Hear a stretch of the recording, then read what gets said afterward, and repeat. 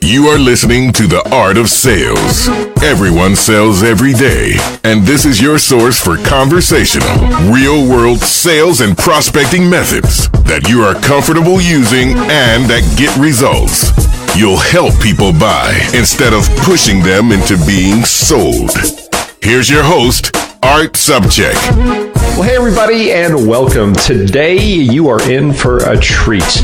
We're going to talk about something today, or actually our special guest is going to be talking about something today that normally we do whatever we can to avoid, and that is getting a no. But she is going to talk about actually going for no. So today we are honored to have with us Andrea Waltz, and she is the co-author of Go for No. Yes is the destination, no is how you get there. Along with her husband and business partner, Richard Fenton, she has made her mission to liberate people from fears of failure and rejection, sharing an entirely new mindset about hearing the word no, which we're going to hear about. They've spoken all over the U.S. and the U.K. teaching the Go for No strategies, and that has been embraced by people in a wide variety of industries and businesses to rave reviews and tangible sales results. And I had first heard of Andrea and Richard when we were actually speaking at the same national sales meeting for a company probably over 10 years ago. And I didn't get a chance to hear them because we were in separate rooms. And I thought, well, that's kind of intriguing. And then I actually kind of forgot about them. I think I picked up the book, but skimmed through it. And I got to admit, I kind of dismissed it thinking that, oh, well, it's probably kind of a numbers game approach, which I don't necessarily agree with. But about 3 years ago, I was at a marketing conference I was attending with my girlfriend who is in the network marketing business in health and wellness. So we were at a marketing conference put on by Ray Higdon, who's an amazing trainer in that space. And Richard and Andrea were speaking there. And I sat through the presentation and absolutely loved it. They knocked it out of the park. And it wasn't what I had thought. And it was absolutely amazing. So we're going to hear all about it today. Andrea, welcome. Art, it is crazy that we have known each other for this long and I know none of each other for this long. I am so glad to be with you today. Oh, well, thank you so much. And for those of you in my inner circle, you know that we had Richard and Andrea on there, and they just killed it with a great session. And Andrea is going to join us today and give us some of the highlights of Go for No. And again, that it's such a huge part of what we experience every day in sales. If you would, why don't you just start out and tell us a little bit about the inspiration for getting involved with this whole Go for No philosophy to begin with. Right. Well, what actually happened was Richard was the one who kind of stumbled upon the philosophy from a sales manager of his when he was selling suits for a living. And this goes back like 35 years ago now. And he was selling suits. He was doing horribly. The sales manager watched him have this phenomenal sale and asked Richard a question that kind of changed his perspective, changed his life. And he said, you know, Richard, I watched you sell. The guy bought a ton of clothes. What did that customer say no to?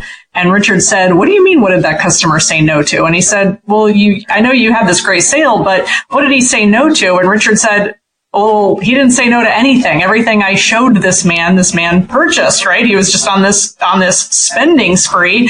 And then Harold, the district sales manager, said, well, then how did you know he was done? And in fact, it was in that moment that Richard learned kind of this Go for No secret from his sales manager Harold, which was he shut the sale down. He didn't want to hear the word no. So he kind of felt that he had sold this guy everything that he could, I don't know, get away with, if you will, and didn't want to press too hard, didn't want to be a pushy, aggressive salesperson, I guess, and so shut the sale down. And Harold said to Richard, he said, you know, your fear of the word no is going to kill you. I think you're a good salesperson, but if you could just learn to get over that, you could become one of the great ones. And so Richard really took that to heart. He applied it in all of his jobs. And then when we met, I fell in love with this concept because, as I like to tell people, I thought I was a superstar salesperson. Customers loved me. I could sell all day long. And then I had to get honest with myself and say, you know what, though? I don't like to hear no. I avoid no. And so our going for no, really, as you know, really is just about creating more opportunities. It's not shying away from those go for no moments that happen from beginning to end of any sales transaction. Doesn't matter whether it is that initial cold call or that final communication where you are asking last minute type of questions.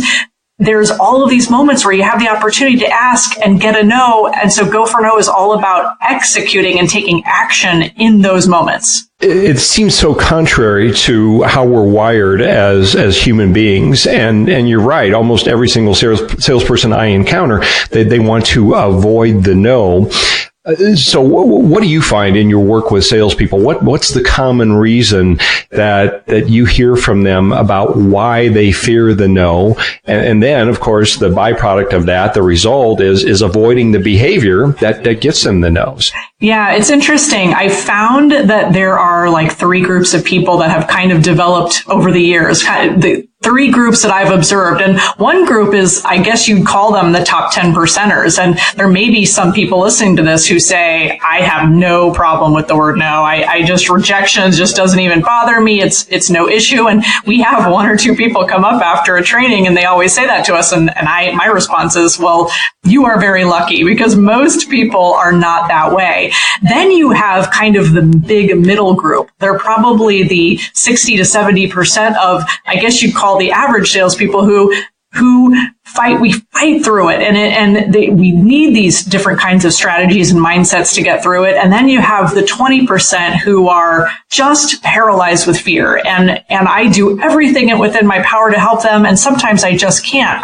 I mean, basically what I found is that we are all biologically wired. The brain is in protection mode. It thinks that we are still on the desert plains, and if the group kicks us out because we've pushed too hard or we get rejected, that is biologically wired in us to not get kicked out of the tribe, right? So we get into this protection mode, and of course these things don't serve us in today's world. It's not the same thing anymore. We're not going to be living under the freeway overpass if we get a no or many, many no's. Actually, it's the opposite. And so getting people to embrace that is a challenge. And I've just come to learn that there are these groups of people. And so I focus most of my work, I guess, really on trying to move that middle group, the large group. Yeah, they're great points. There's so much psychology involved in this, and even neuropsychology as far as how we're wired and the fight or flight reactions that we have. And as I always tell salespeople, about 90% of what we accomplish is due to our mindset and what we're thinking and how we feel and the stories that we tell ourselves. And salespeople do tell themselves the wrong stories as it relates to no's. And I know that you suggest a different model for salespeople in the way they look at no and definition of success. So if you could explain your stance on that. Yeah, well, fundamentally, one of the big things that we talk about in relationship to rejection is just this overriding idea of failure and its relationship to success. Because ultimately, what we find is that there are a lot of psychological concepts to this, and there is fear of perfection, and there's even an underlying current of unworthiness, kind of wanting that validation, and that no is seen as a failure and is really seen as kind of a death sentence sometimes in our own minds. And so we try to get people to see a different model where the old model really is where you are in the middle, failure is on one side, success is on the other side. And we think our mission in life and in business is to do everything within our power to avoid failure, avoid rejection, avoid no's, and move towards success. So it's kind of this either or, I get to choose, I get to pick. And really, we always say failure and success are not opposites. They are opposite sides of the same coin. You can't have one without the other. And so it's really, the model is really where you are on one end of the spectrum. The failure, the rejection, the getting those no's is all natural byproducts of the sales process. It's part of the process. You go through those no's to get to the yes. That's the mental model. And it seems on the surface like, oh, okay, I get it. No big deal. That makes sense. It's really powerful because if you can remember that in those moments of discouragement where you say, I just can't pick up the phone one more time. I just can't get one more no. Obviously, we can dig into this in a bit, which is, well, there are some underlying reasons for that probably, but just the overriding feeling of you're on the right path. You need to persist. You need to stick to this. Let's say I'm a salesperson. Well, I am a salesperson. But let's say there's somebody out there listening to this. They're relatively new to sales, and they're learning the right things. Maybe they're following my process, but yet they've just grown up with again these stories being told to them that they want to be liked and they don't want to be disruptive, and they fear that personal rejection. How do you suggest, what's the first thing they do to start to change that mindset? Yeah, well, the first thing they have to do is really start creating a no awareness. Kind of look at, are they avoiding no, and what's going on in your sales and your business really on a day-to-day basis. Like if you are not hearing the word no, then you are not making enough progress. You are not putting yourself out there. You are probably not making enough calls. And so the first thing is just to create that awareness of where you are. I went through it. I had an epiphany myself, as I said, where I had to get really honest and realize that I didn't like to hear no in any part of my sales process because I had all of the baggage. So awareness is the first step. Awareness is definitely the first key. And then the second thing is giving yourself permission to fail. You can't become an excellent salesperson. You can practice great scripts all day long, but until you're talking to an actual human being who's going to throw objections at you and throw unexpected things your way, until you get out there and just taking that action is is a catchphrase for go for no, is how you are able to overcome that. So ultimately, you've got to get out there and get into action. Yeah, can I just touch on something that you mentioned there, the word failure? Mm-hmm. I actually like to look at it a different way. Even when somebody gets a no, I suggest that's not a failure, because even if you got the no, we can look at that as, well, you know what? At least now I know, K-N-O-W, at least now I know, at least I tried, and at least I could accomplish something on this call. Maybe I planted a seed for the future. So I'll even add on to that. Don't even look at the no as a failure. Just give that a different definition. Absolutely. And I think that's brilliant. And quite frankly, well said. I will be stealing that, because that really is the whole point, is to fail your way to success, to kind of embrace those, and it's what you traditionally think is failure, right? We've all been programmed that no in sales and no in life is a failure. And so I think you're right. It's seeing the value. And we talk a lot about valuing no. And the only way that you can really value a no is to see where it is in your process, what you learned, how you can change up your sales process, what you can get out of it, what maybe a great no is better than a bad yes. You may, and we've all been there. So it may be that when you got that no, it saved you a ton of time of not prospecting that person over and over again, and then finally realizing they were never going to tell you yes.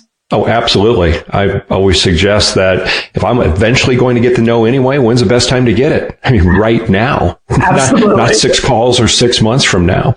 So let's kind of turn conventional sales wisdom and achievement on its head here, because particularly at the beginning of the year, sales managers and national sales meetings, people are up there saying, okay, here's our goals for the year, and this is our quota, and this is what we need to hit at the end of the year. And normally it is sales and appointments and revenue and so on. But you actually suggest something else. You suggest that people have no goals, no in quotations, as in hearing the no. So tell us a little bit about that. Yeah, so this is fundamentally a goal for the number of no's you are going to hear, and you can almost re-engineer it against the number of yeses. So, I mean, you can figure out, well, how many yeses do I want? How many no's does it take to get that yes? Sometimes, I mean, this has traditionally been just with calls, right? How many calls do I need to actually get that yes?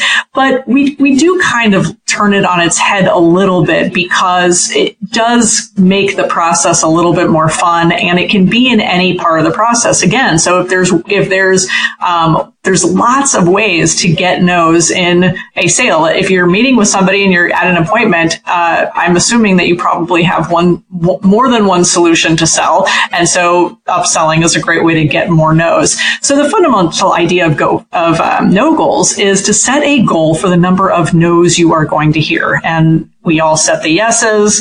We set the revenue goals, the appointment goals, those are the yeses. But really, it's about having a goal for the number of times you are going to hear the word no in your process. And Richard and I did this, and we were, and of course, we're selling training. And so we're calling companies and we're saying, hey, do you have any interest in hiring us as speakers, as trainers? We get a no. Our goal is to get 100 companies to say no to us each month. And when we were able to pull that off, we had more business than we knew what to do with.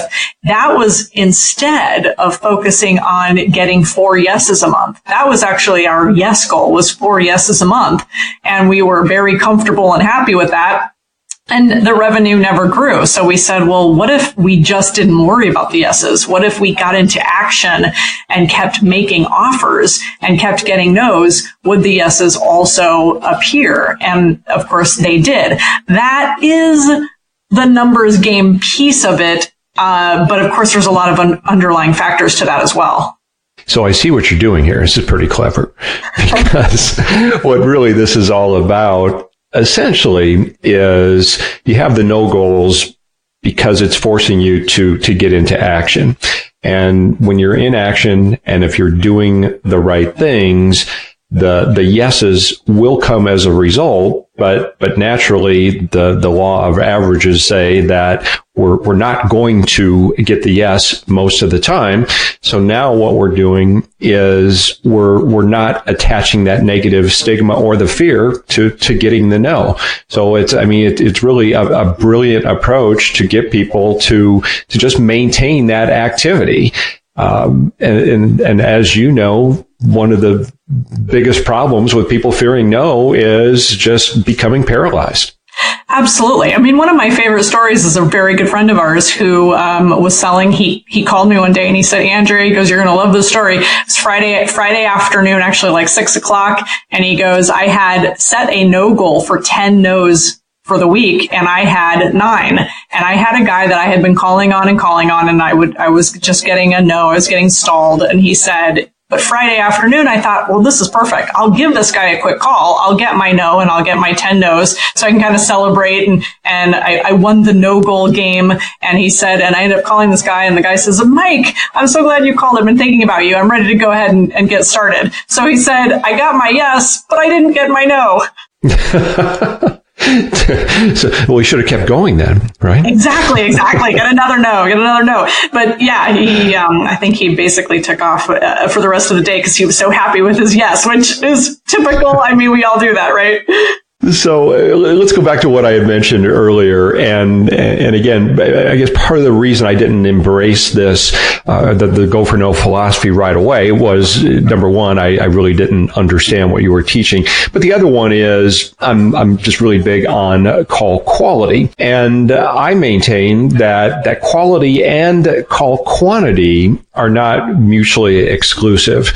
So what are your thoughts on that? Yeah, I so agree. And I think that over the years,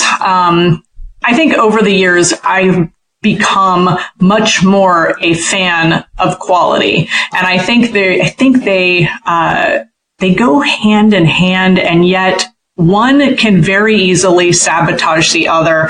If you're not calling really, if you're not calling decently qualified targeted prospects, you're going to have big problems. And all the quantity in the world is not going to save you. You're just going to be beating your head against the wall. And I see that happen. And I have to redirect people and say, listen, go for no is great, but you've got to be talking to the right people. And then secondarily, the next piece of it is, if you're going for no, and that's great, and you're hitting your no goal, well, I don't want you to be hitting that no goal all the time, because ultimately, the subtitle of our book is Yes is the destination. No is how you get there. Yes is the destination. We want people to get yeses. And so if somebody is just telling me I'm going for no, and I'm literally only getting no's, then it is probably a quality problem. They're not talking to the right people, or there's something falling apart in the process, probably early on in the process. They're not engaging correctly.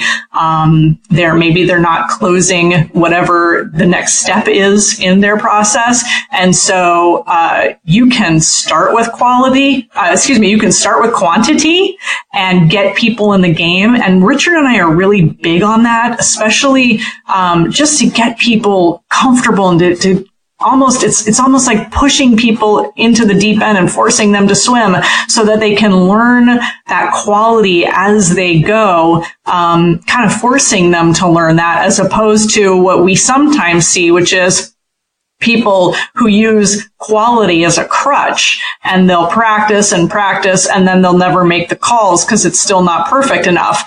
Ultimately, you would like to have both working for you. And I think the smart, it's funny, smart calling, right? I'm talking to the master here. The smart process is to make sure that those calls that you're making are the highest quality possible. That's where you're going to get your biggest bang for the buck. Yeah, exactly. And people out there should not confuse going for no with, what was that old study done years ago with the life insurance salesman who just went up to 100 people on the street and said, you don't want to buy any life insurance, do you? Right. These aren't the type of calls that you're talking about. And anytime somebody questions me on or throws up an objection on call quality, saying, I don't have time to do research, I need to put my numbers in, I suggest to them, number one, how many attempts does it take to actually reach somebody on the phone? And the numbers today range anywhere from, 5 to 15 contacts. You don't have to do all that research on every single contact. You do it one time. Mm-hmm. And then the other one is, I suggest to them that if you have to worry about anything, don't worry about the time you're on the phone on a quality call. Why don't you focus on the time when you're not on a call and the time that you're wasting in between calls? That's where you should be worried about where your time is going. Right. Yeah. All right. So I love your 5 failure levels. Go through that with us. Yeah, so the 5 failure levels, they're kind of a guideline, if you will, on just changing your mindset in relationship to failure and success. So the level 1 is the ability to fail. We all obviously start at this level. It's just the ability to fail. That's level 1. Level 2 is the willingness to fail. And that is when you hear this go for no message, we hope that people say, oh, I get it. I need to take more chances. If I'm in a position where I have one of these go for no moments where I'm sitting across the desk or on the phone with a customer and I say, so what do you think? Should we go ahead and sign you up? That's a go for no moment where you ask, and we want people to be willing to put themselves out there. So that's level 2. Level 3 is be comfortable and be comfortable doing it. Not kind of like, so what do you think? Right. No upswing on the question. Yes. Comfortable, confident, and, that takes some practice. That's why in just embracing that failure and I don't use it this is not about failure being negative. It's embracing the whole process. And level 3 is the wantingness to fail, the understanding that if you try enough, if you are creating enough opportunities, the success is out there. So it's like my example with Mike, where he said, I was there, I had 9 no's, and I thought, I'm just going to go for this one last one, and that wantingness, and then it ended up getting him a yes. So those fortunate opportunities. Level 4 is failing bigger and failing faster. So this is having a big thinking mindset.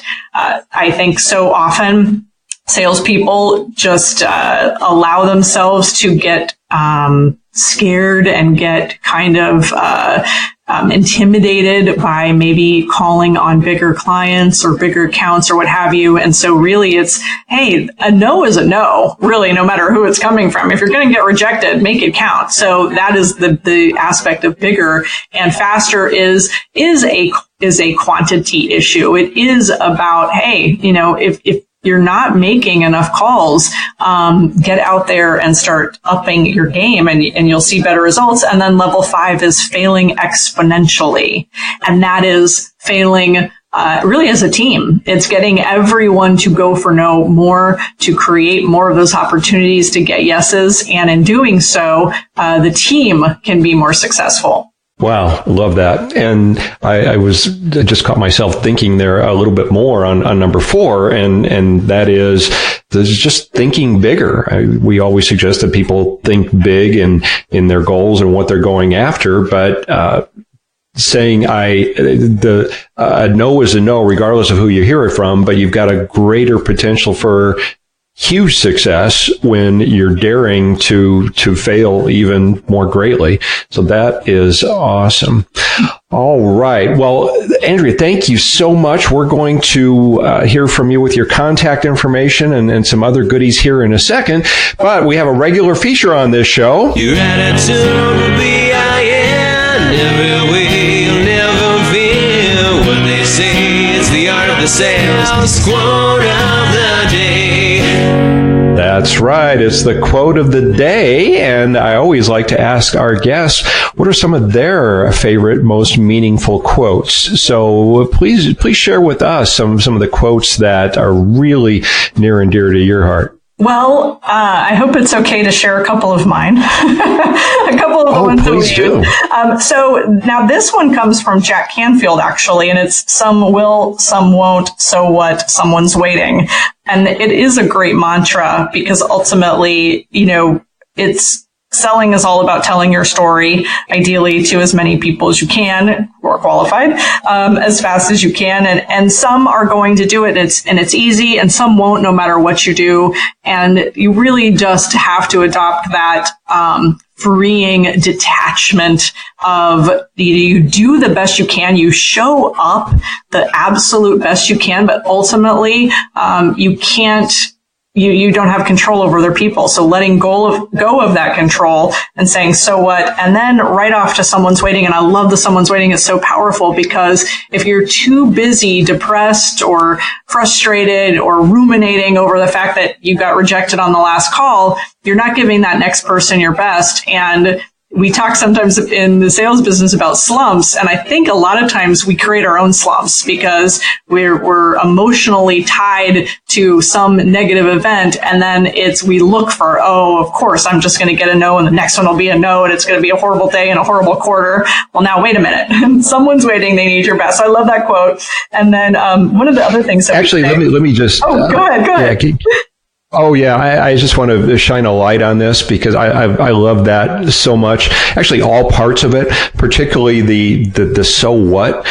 Too many times salespeople become so attached to the outcome as opposed to the process.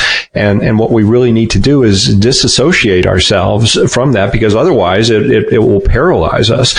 And then, like you mentioned, the someone's waiting.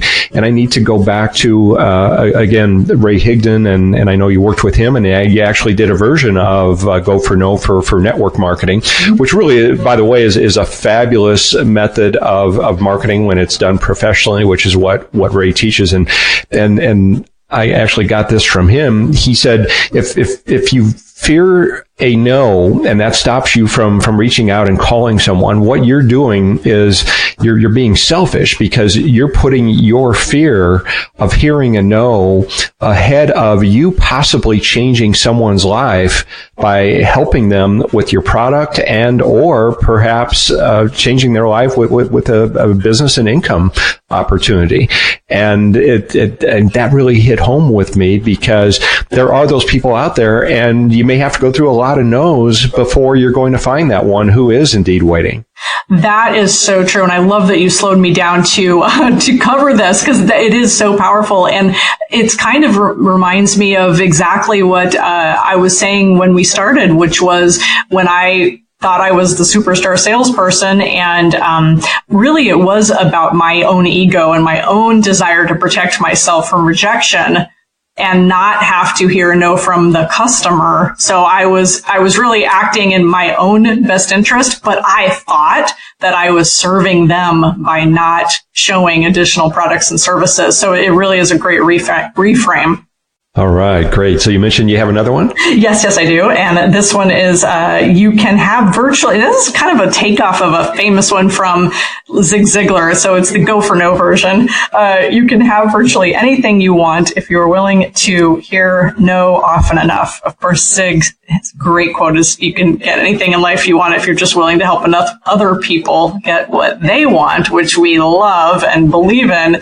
But we also know that there's a lot that you can achieve in life if you are willing to hear no often enough. And when you think about what you would do and what you would go through if someone that you knew and loved needed something, and if somebody told you, well, you're going to have to, the only person who can help you, the only person who can solve this is Bill Gates or Warren Buffett or former President Obama. You got to go track him down. What would you do? Who would you be willing to talk to and ask favor after favor?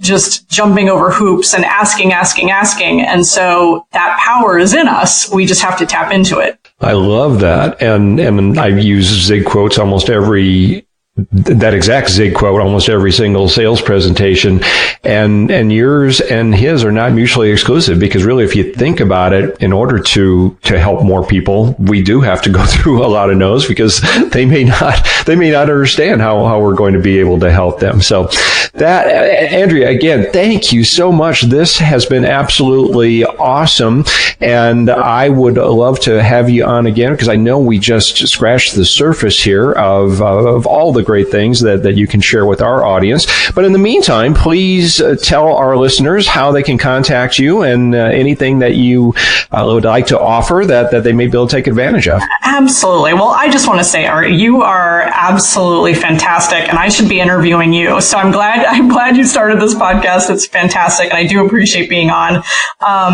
GoForNo.com is where we have everything. We're pretty well branded there. We just launched last summer a online course. So if you're interested in digging into that, and learning more about that, just go on GoForNo.com and read the blogs and immerse yourself more in the mindset, and maybe the course will be for you.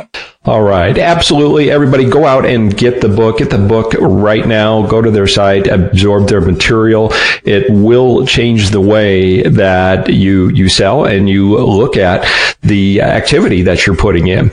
All right. So again, Andrea, thank you so much. And everybody else, before we go here, I'm going to go for no. What I'd like you to do, what I'd ask you to do is go out and share this podcast with at least 2 other people. And if you give me a no, that's okay. So what? Some are waiting. And also, if you have not yet already, download my ebook of 501 sales tips. You can get that at smartcalling.com, and share the podcast at the podcast site, theartofsales.com. All right, everybody, thanks for joining us. In the meantime, go out and make it your best sales day ever. I'm Art Subcheck.